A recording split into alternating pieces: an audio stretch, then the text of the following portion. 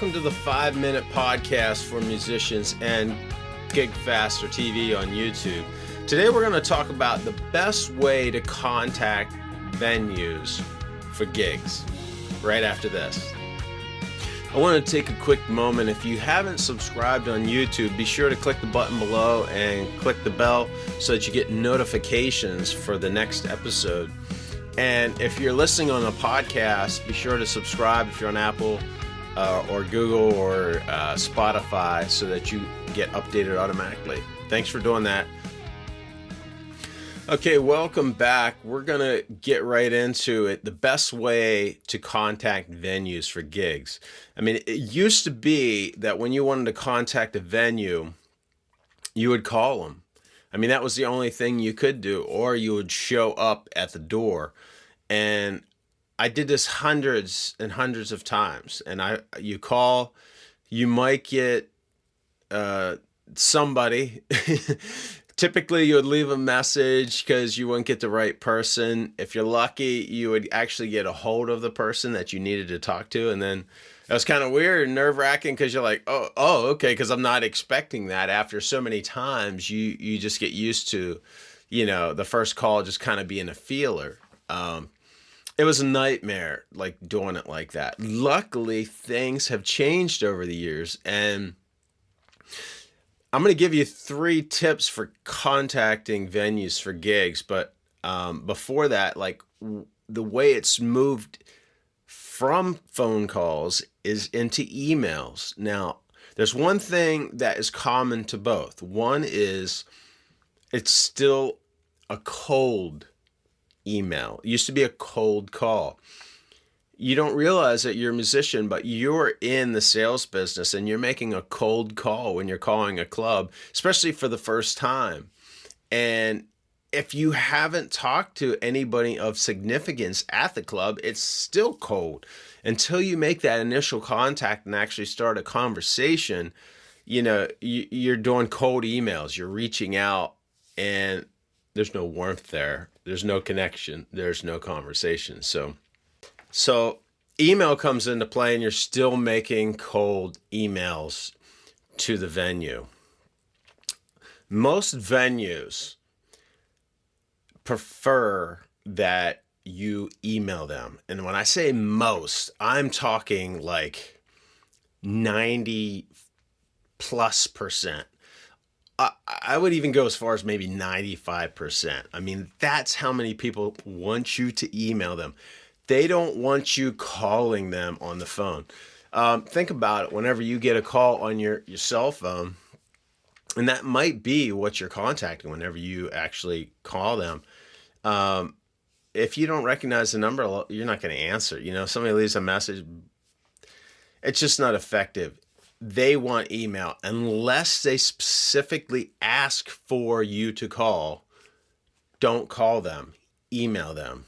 You're going to be making a cold email, so you're going to have to do it right. And I'm going to give you 3 tips you can use to make cold emails, to make it 3 tips when contacting venues for gigs. Number 1, contact the venues with emails. Okay, that's the whole point, right? I mean, I kind of already got into that, but number 1, you're going to contact them with email.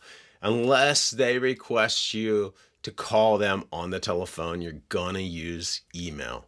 Number 2, send to the person who books the gigs. So you might be reaching out to the venue and not know who that is. You're going to have to figure that out. And until you get that person and you make that contact, then you're still doing cold emails. You're just doing research, investigation until you find that proper email. And you might have to dig around and do some research. My camera died 3 times, so might get chopped up a little bit. But you need to dig around and get some research to find the contact information. Once you get that, then you're good to go. You can go with a cold email. Now, number 3, contact the venue at the right time. Figure out when the booking agent of the venue is more apt to reading and responding to your email. Like, you figure this out as you go, and then you send them the email when they're most likely to read it. Like, if they're booking clubs and they're there every night with bands, so then it's not a good idea probably to send them an email at night when they're busy, they're doing their job. So the best thing is to, like in that example, you're going to wait and send around lunchtime the next day, or maybe a little later. You'll figure it out. As soon as you get a reply, then you'll know this is the best time to contact this person, and keep track of that. Okay, bonus tip, always follow up. And if you don't follow up, you're almost always going to be forgotten. Like, they even if they're interested, you're just going to go to the bottom of their email list. So follow up, reply to the same emails every time, so the chain is always together. And although it is easy to email people, it takes time. So you got to make sure you say the right things. You got to make sure that you send it at the right time. And you have to make sure that you follow up. And it can be time consuming, but it's not hard. It's just time consuming. And this is where, I mean, there's a whole reason I created GigFaster, because I was doing this for hundreds of clubs, and it was the same for a lot of them. You know, I mean, like it's just the formula, the strategy you use. So in GigFaster, you pitch to a venue, and we will contact that venue at the proper time. And if we don't get a response, which 90% of the time you don't on your first email, it's a cold email. Sometimes you do, you know. I mean, actually, we've had some good success with first-time emails after, because they know it's coming from us. But at any rate, after that, you know, we follow up to make sure that, you know, we're going to get some kind of response from them.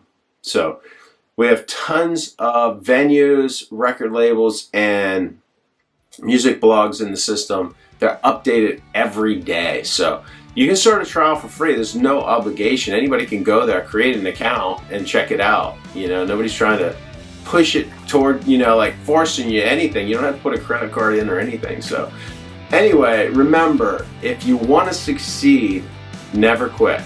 I'm Craig from GigFaster. I'll see you next time.